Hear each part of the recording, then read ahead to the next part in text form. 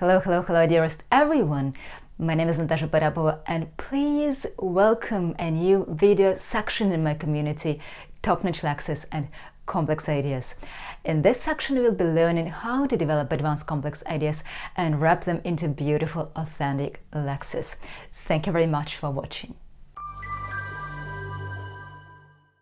This video section has been inspired by one widespread nagging problem. Even if we or our students do manage to use some new advanced lexical items, the ideas that we produce are still often very simple. So we basically keep saying some short, simplistic sentences, being only able to throw in a couple of new advanced words here and there. To overcome the problem and finally start developing advanced complex ideas, we need to focus not only on lexis, but also on idea development. Surprise, surprise. And something you must have in your mind right now is, okay, sounds logical, but how to develop a complex idea? Let's first think about what a complex idea actually is.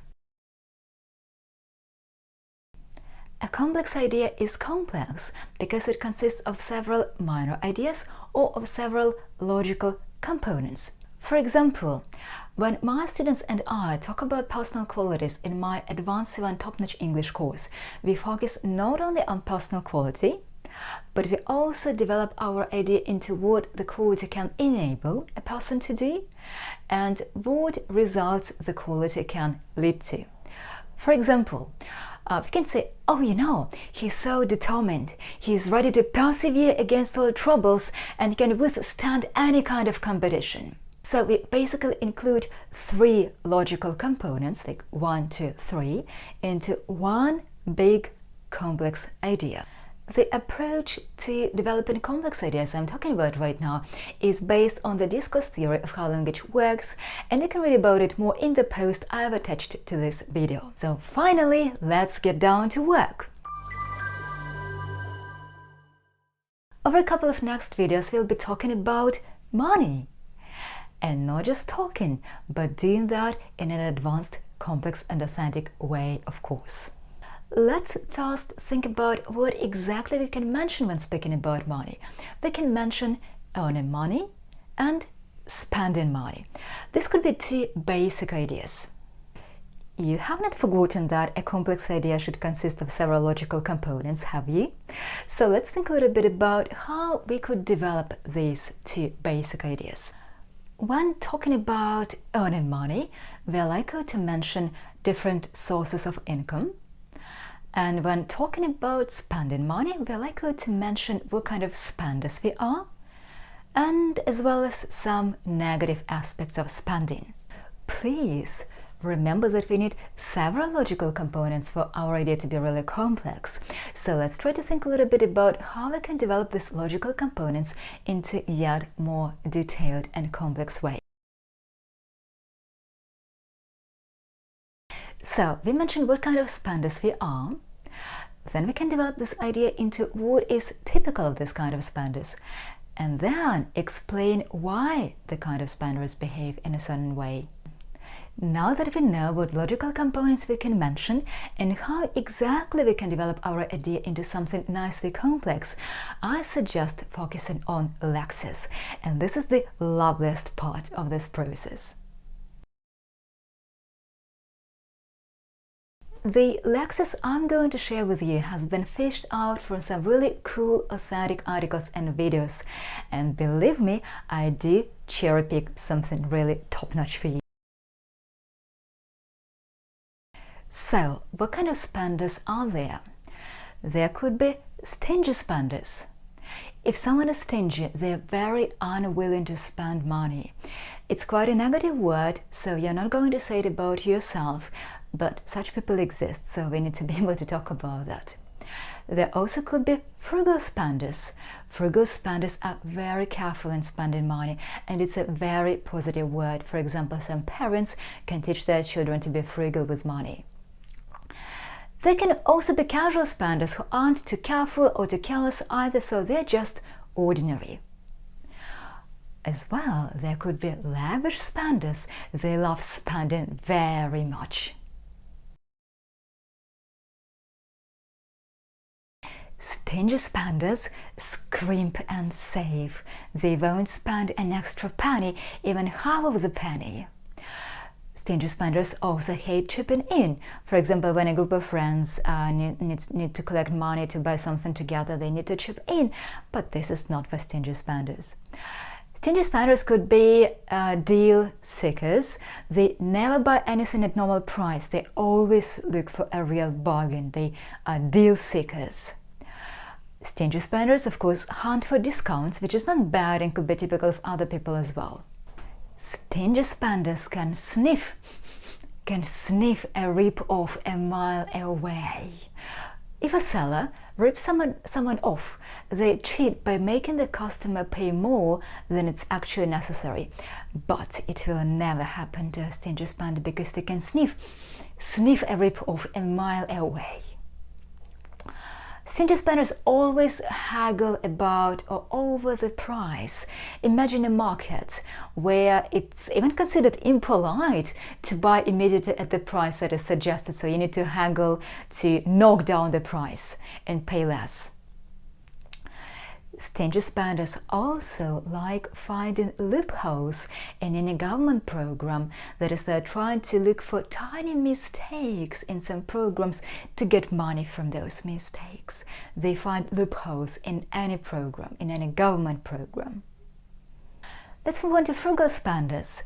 Frugal spenders are really nice guys who are very careful and rational with using money. So they are thrifty, a very positive word for people who are very judicious and careful about spending. Frugal spenders love planning their expenses in advance. They stash away some money, so when we stash away some money, we save for something very diligently. So consequently, they save diligently. Frugal spenders never skimp on healthy foods or some necessary things. Like when we are saving money, sometimes we can try too hard and start spending not enough on something really important. For example, food. It means that we're trying to grab some unhealthy but cheap food, but this shouldn't be happening. So we shouldn't be skimping on healthy food. Frugal spenders don't penny pinch. They just know how to shop for a bargain and to recognize good value. When people penny pinch, they're very stingy. And it's not the case with frugal spenders. They just shop for a bargain and know how to recognize good value or get value for money. And this is how frugal spenders can always get their money's worth. Also, they're very cautious about debts, and they don't allow debts to mount up in huge mountains, right? They don't allow debts to mount up, and they pay their credit card bills promptly. Now, welcome casual spenders. Casual spenders don't try to save money really hard. They just keep track of what they spend.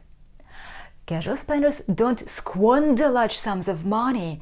When we squander money, we waste money in insanely large amounts. It's not the case with casual spenders. They don't squander large sums of money. But once in a while, they will splurge on things if they feel like it. If you splurge, you don't necessarily waste money. You just spend money in large amounts for some reason. So once in a while, they will splurge on things if they feel like it.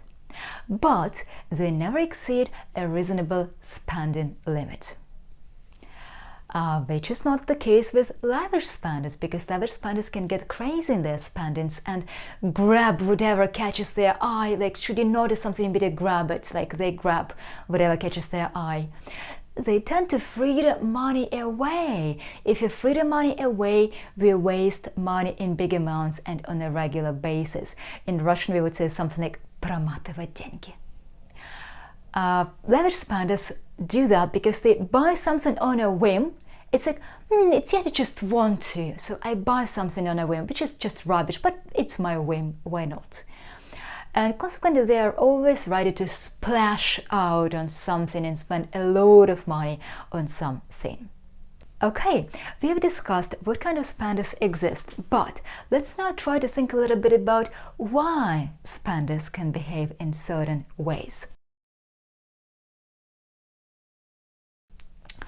Stingy spenders may be just penny pinchers who hate to part with their money. If we part with our money, we say goodbye to it. It's not the case with stingy spenders. They're just penny pinchers because they hate parting with their money. A sadder scenario could be that their lifestyle is just dependent on paycheck to paycheck. So they only manage to pay one bill, then there is a huge mountain of other bills to pay. Stingy spenders could be just anxious about falling into a debt trap. So this is kind of insecurity. People could be anxious about falling into a debt trap. When you have too many debts you can possibly pay. Stingy spenders could be willing to snap something up at a discounted rate.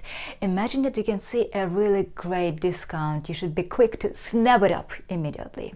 Frugal spenders are often extremely future-oriented and they love to plan everything about their finance.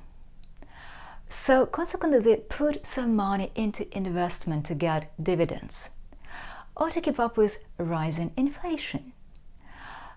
Frugal spenders always have emergency fund to keep for contingency, in case something goes wrong, right? To save for a rainy day, so to speak. They also build a nest egg for the same purposes. So we have some emergency fund, some money stashed away for a rainy day. Casual spenders believe that saving money is good and important, but if you can buy something nice, it makes your life more fulfilling. You're more satisfied with your life. Casual spenders also don't mind paying extra for convenience because they think it's nuisance waiting in line for shopping, for example. It's inconvenient and not worth bothering. So they are ready to pay for delivery services or any kind of service available. For lavish spenders, possessing money could be a sign of prestige, so they spend to keep their status high up. Or it can be just difficult for them to fight an impulse, that's why they buy something on a whim. Now, my dearest friends, let's finally put all that into really golden, standard, superbly complex and advanced ideas. My dearest friends, I'm trying to be that kind of a frugal spender who stashes away some money and saves diligently because I believe it's very important to be future-oriented and plan everything about your finances. But in fact, I am more of a casual spender.